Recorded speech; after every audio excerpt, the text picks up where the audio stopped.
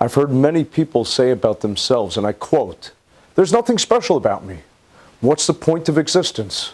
I'll never reach the level of my ancestors. I'll never attain the success or the spirituality of past Torah giants. What am I here for?"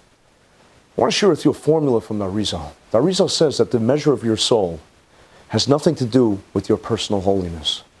It actually has to do with the type of generation you're living in. That determines how holy you are.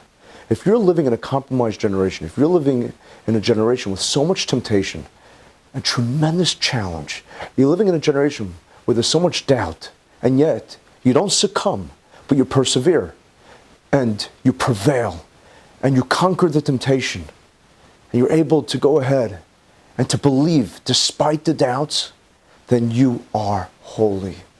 And that's why the Chidush HaRim says that the opening verse in this week's Parsha, V'haya Ekev Tishma'on. V'haya means joy, happiness. Ekev means the heel, the extremity, the end point.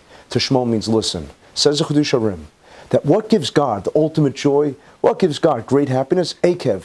If the generation of the heel, the last generation, the Kabbalists say that we're living in the last generation of Mashiach. If this generation, despite all the tribulations, and despite all the temptation, despite the great Yetzer Hara, when we listen to Hashem, that gives God the greatest joy, and then we surpass.